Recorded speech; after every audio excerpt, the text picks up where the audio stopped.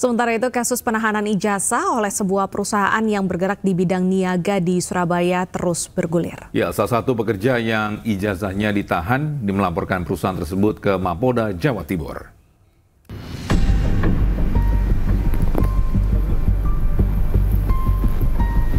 Korban penahanan ijazah di sebuah perusahaan di Surabaya terus bertambah. Kali ini mereka memberanikan diri untuk melaporkan kasus tersebut ke Mapolda Jawa Timur.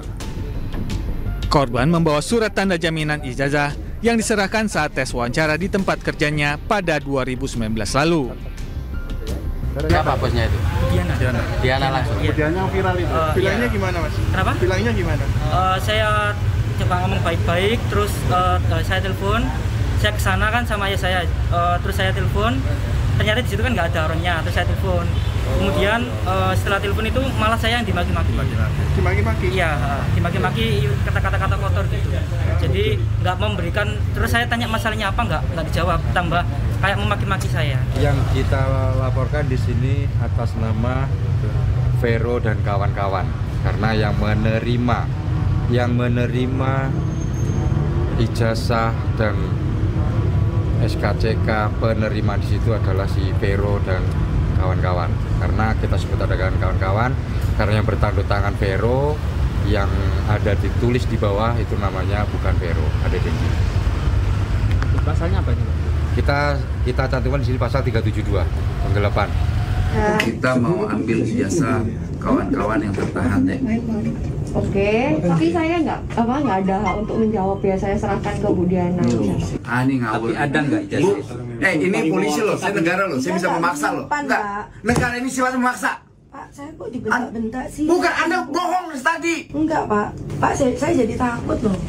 Takut di banyak orang, emang sih preman semua isinya. Aneh. Kok ini ngirim ke sini? Ini ke sini gimana sih? Orang kita cuma minta pulangin ijazahnya, Bu. Nggak minta apa-apa, nggak minta duit. Sebelumnya 17 April lalu, Wakil Menteri Tenaga Kerja Immanuel Ebenezer dan Wakil Wali Kota Surabaya mendatangi sebuah perusahaan di kawasan Pegunungan, Margomulyo, Surabaya, Jawa Timur. Perusahaan ini didatangi lantaran adanya laporan penahanan ijazah 31 karyawannya. Namun saat didatangi, pemilik perusahaan membantah menahan ijazah karyawannya. Jujur sangat tersinggung ya dalam kejadian ini.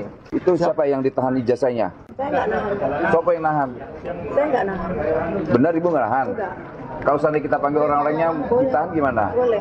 Boleh orang mau fitnah saya, boleh. Oh, ini nggak fitnah. Sebelumnya perusahaan ini diperiksa lantaran mantan karyawannya melapor ijazahnya ditahan. Mereka juga mengaku tidak diperbolehkan pulang selama 3 hari. Tim Liputan Anyus melaporkan. Baik pemirsa, kita ke informasi lainnya dari Kejagung yang menetapkan 3 tersangka baru kasus suap atau gratifikasi Hakim Pengadilan Negeri Jakarta Pusat. Ya, salah satu seorang tersangka TB, ini Direktur Pemberitaan JAK TV. Penyidik pada Jaksa Agung Muda Tindak Pidana Khusus Kejaksaan Republik Indonesia mendapatkan alat bukti yang cukup untuk menetapkan 3 orang tersangka. Yang pertama, tersangka MS. Yang bersangkutan selaku advokat dengan surat penetapan tersangka nomor 21 tanggal 21 April 2025. Yang kedua, tersangka JS. Yang bersangkutan sebagai dosen dan advokat berdasarkan surat penetapan tersangka nomor 29 tanggal 21 April 2025. Yang ketiga, tersangka TB selaku Direktur Pemberitaan JAK TV berdasarkan surat penetapan tersangka nomor 30 tanggal 21 April 2025. Adapun hasil pemeriksaan terhadap para saksi dan para tersangka yang sebelum ditetapkan sebagai saksi, yang bersangkutan juga sebelum ditetapkan sebagai tersangka, yang bersangkutan terlebih dahulu diperiksa sebagai saksi, dapat diperoleh fakta-fakta sebagai berikut.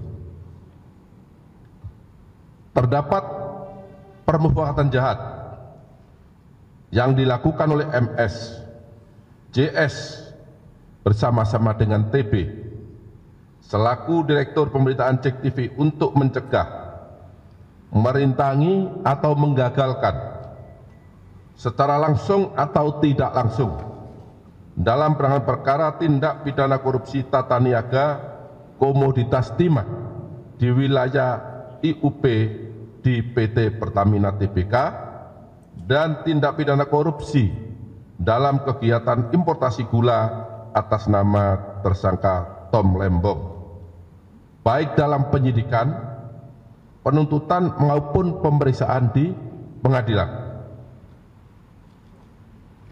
Sementara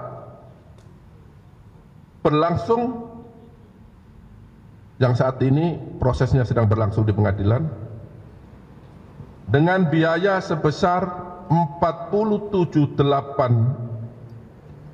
dengan biaya Rp478.500.000 yang dibayarkan oleh tersangka MS dan tersangka JS kepada TB yang dilakukan dengan cara-cara sebagai berikut.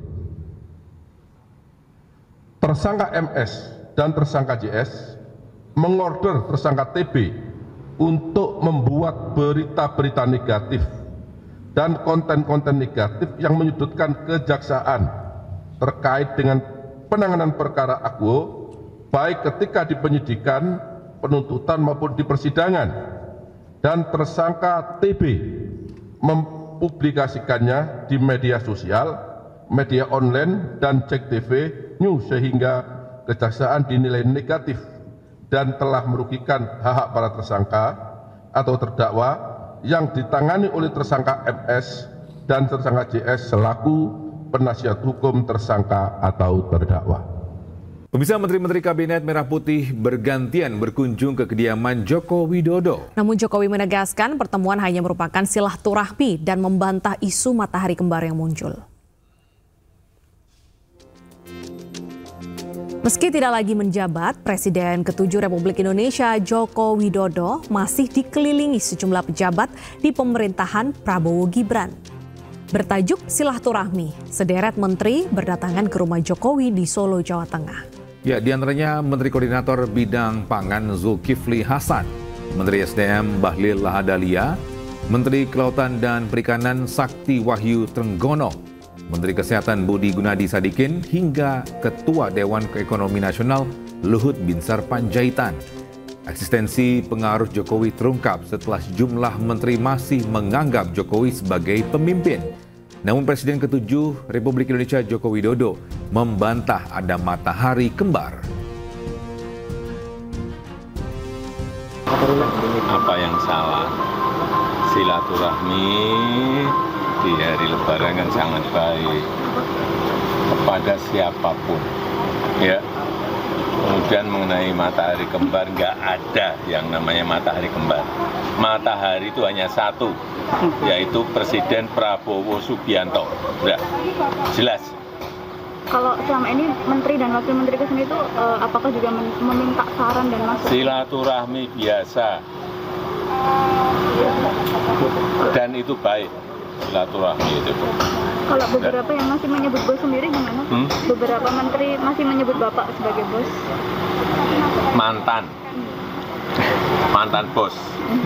Tapi sudah silaturahmi dengan Pak Prabowo ya Pak ya? Oh sudah, hari Lebaran hari pertama itu video call.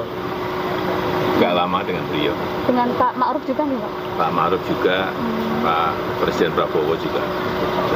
Ya deh, matur nuwun Pak. Matur nuwun Pak. Ada rencana ketemu tatap muka Pak? Tatap muka.